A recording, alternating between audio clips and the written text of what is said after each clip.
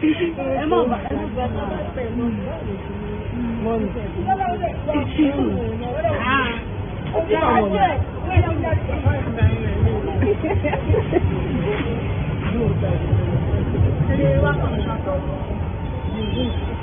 mind.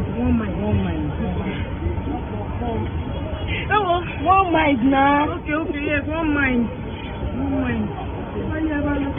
What did he get? What did they? What did they see my bomb? Yes. Oh, you do another thing.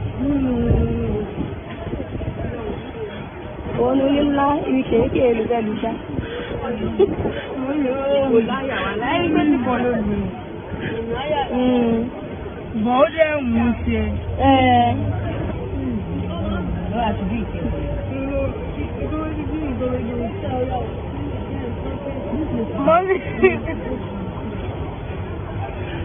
calm down. Let me leave that. Okay, I'm fine. Calm down. Yeah. I'm not this.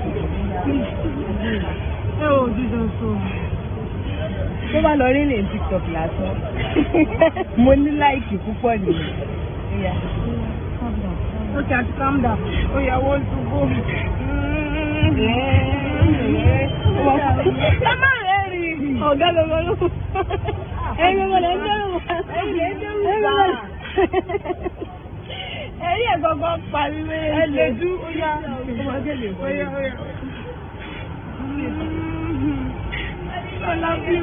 Ah, please. The man is customer there. But block our yamba. Okay. Tell her about it. What do you wish you? One life. Go for Parabalẹ̀. I don't buy him. Look at the way.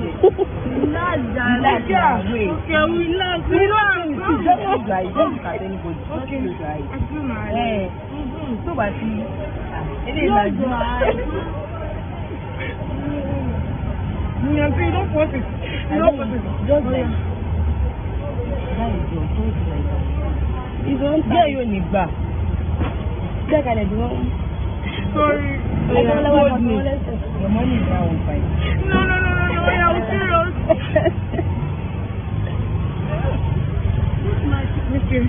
It's nothing. Just Maka. It's nothing at all. Oh, my legs. Let me see. Yeah. How are you? See ya.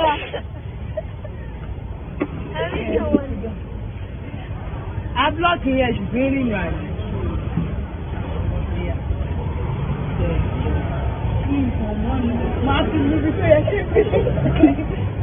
Somebody again, super Parabalẹ̀ máa lọ steady for me. Okay, Parabalẹ̀ now.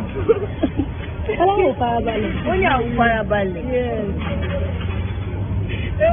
Okay, one mind. Okay,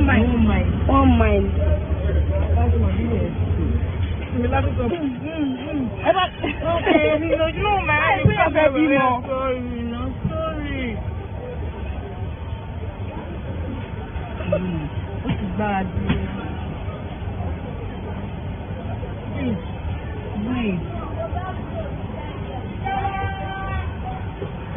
Wait, nah. Nílẹ̀ kó lọ ṣe sí ìtajà àbínú ilé. My bone is that. There is no bone in your nose.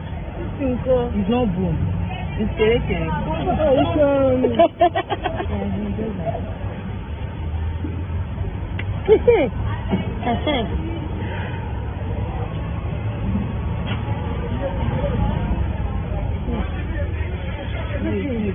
Wait.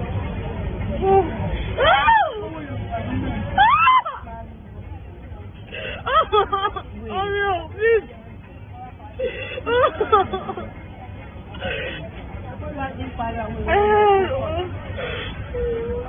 Oh.